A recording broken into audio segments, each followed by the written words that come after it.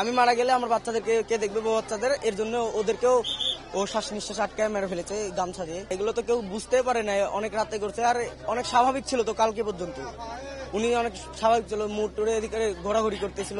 আমি সকালে এসে দেখলাম একটা ওর মা আর বাচ্চা ওই পাশে পড়ে আছে, ওর ছেলেটা ওর বাবা গলার দড়ি আছে আর বাচ্চাটা পড়ে আছে।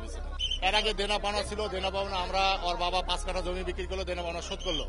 শোধ করার পরে আবার কিছু বলে শুনলাম কিস্তির হয়েছে। আমার কাছে 3 দিন আগে 2000 টাকা নিয়ে আসলো যে ভাই আমার বাসায় খাওয়া নেই। আমি 2000 টাকা দিলাম, তেমন চাল কিনে দিয়ে এক বস্তা। বলছে না ভাইয়া 2000 টাকা দাও। আমি 2000 টাকা দিলাম, আমার সামনে চাল কিনলো এবং হাটা বাজার করে আসলো। বাজার থেকে এসে শুনলাম আমার ছোট ভাই বলছে যে মিনারুল নাকি সব বলছে মার্ডার করে ও গলার দড়ি দিয়ে মারা গেছে।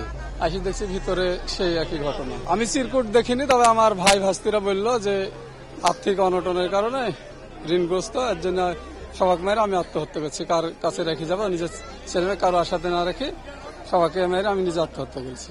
অবস্থা খারাপ বলতে কি, এক সময় ধরেন ঋণগ্রস্ত ছিল, একবার ওর আব্বা ঋণ দিয়েছে, আবার কিছু হয়েছে। এই টেনশনে কাজ কাম একটু কম করে, গ্যাপ গ্যাপে, তবে করে, খারাপ করে না। একটু জেদি ছেলে ছিল, আমার ইচ্ছা চাইতো ভাই, জেদি ছেলে ছিল, অভিমান ছিল বেশি।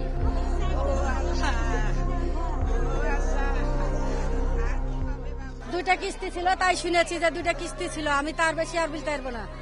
আমি বিটিক সুদাইলে বলতো দুইটা কিস্তি ছিল, একটা এখানে লিত, আমি আসলে দেখতুক যে এখানে একটা কিস্তি লিত, আর বলতো আর এক জায়গার প্রতি একটা কিস্তি আছে। কোনো ধরনের কোনো নেশা ছিল না, কিন্তু জুয়া খেলতো বিয়ার আগে, কিন্তু বিয়ের পরে আর খেলতো না। যে বোটা মারা গেছে, এই বোটাও খুব ভালো মানুষ। আমরা কোনো বুঝতে পারিনি, কাহু বুঝতেও দেয়নি, কোনোদিন এরকম আচরণ ভুলেও না। মিনারুল ইসলাম, ওনার বয়স আনুমানিক 35-36 হবে। তো উনার বাড়িতে 2টা কক্ষ, এক কক্ষে উনার স্ত্রী এবং একটা মেয়ে, 2 বছর একটা মেয়ে বাচ্চা, আর আরেক কক্ষে উনার একটা ছেলে এবং যে ভিকটিম মানে মিনারুল, উনাকে আমরা দেখতে পাই। তো এখানে যেটা দেখা হচ্ছে যে স্ত্রী এবং যে ছোট বাচ্চাটা তারা যে কক্ষে আছে পাশের রুমে, সেখানে তাদের গলাতে মানে শ্বাসরোধ করে হত্যা করা হয়েছে মনে আমাদের কাছে প্রাথমিকভাবে মনে হচ্ছে।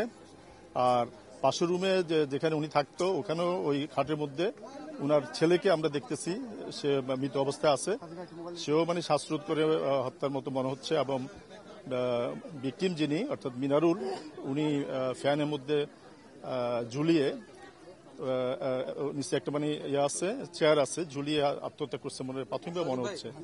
আর কক্ষে একটা চিরকুট পাওয়া গেছে, চিরকুটে উনি ঋণগ্রস্ত এবং আর্থিক অনটন এই কথাগুলো লেখা আছে। তো আমাদের সিআইডির ফরেন্সিক টিম এবং পিবিআই ওনারা আসছেন, ওনারা ক্রাইম সিনের আগে ছবি বা আলামতগুলো সংগ্রহ করবে, করার পরে আরো আমরা বিস্তারিত জানতে পারবো যে আসলে অ্যাকচুয়াল কারণটা কি। স্ত্রী, তার ছেলে এবং শিশু কন্যা সবাইকে আমাদের কাছে মনে হচ্ছে যে এটা শ্বাসরোধ করে হত্যা করা হয়েছে, এবং ছেলের গায়ে একটা গামছা মতো পেঁচানো আছে। আর ওনাদের নিথর দেহগুলা 2টা রুমের মধ্যে খাটের মধ্যে আছে। আর ভিকটিমকে ফ্যানে ঝুলানোর অবস্থা আমরা দেখতে পাই।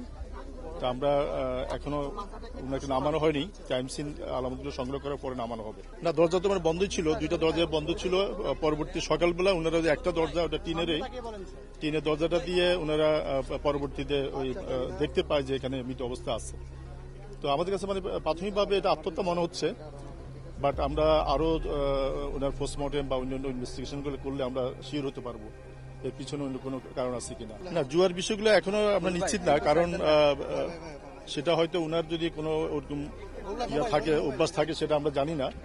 বাট উনার যে সিরকুটটা আছে, আমি উনার আত্মীয়স্বজন বা যারা আছে তাদের কাছে আমি শুনলাম, তারাও বললো যে সিরকুটের লেখাটা উনারই। তো উনার লেখা যেহেতু উনি নিজের আর্থিক অবস্থা, ঋণগ্রস্ততা এগুলো তো উল্লেখ করছে।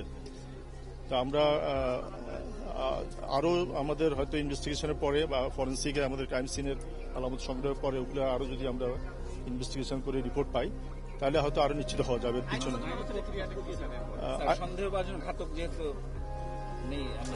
না, সন্দেহবাদী তো এখন যেহেতু নাই, যেহেতু উনি নিজে আত্মহত্যা করছে, তো আপাতত আমরা সেগুলোর উপর কাজ করব। আর এর পিছনে অন্য কারণ থাকতে পারে কিনা আমরা সেটা পরবর্তী ইনভেস্টিগেশনের মাধ্যমে আমরা জানতে পারবো। সেটা আসলে তদন্তে বোঝা যাবে আসলে এখানে এটার পিছনে কোনো কারণ আছে কিনা।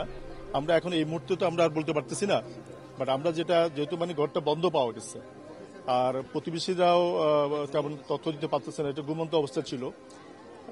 তো সেখানে আমরা এখন পিছনের কারণগুলো আমরা পরবর্তীতে আমরা বুঝতে পারবো। সুইসাইড নোটে উনি লেখা আছে যে আমি যেহেতু আমি ঋণগ্রস্ত, আমি মারা গেলে আমার সন্তানদের কি হবে, সুতরাং তাদেরকে রেখে লাভ নেই, এই কথাগুলো লেখা আছে যে আমি যদি না থাকি আমার সন্তানরাও বেঁচে থেকে লাভ নেই, এই কথাগুলো ওনার নোটে লেখা আছে। এগুলো আমরা সিআইডি আমাদের যে হস্ত বিষয়ক আছে তাদের দিয়ে পরীক্ষা করব, আর ক্রাইম সিনের আলামতগুলো আমরা সংগ্রহ করব, এখানে ফিঙ্গারপ্রিন্ট বা অন্যান্য কোনো কিছু আছে কিনা সেটা দেখব, আর এটা আগে পরে কি করছে সেটাও আমরা তদন্ত করে দেখব।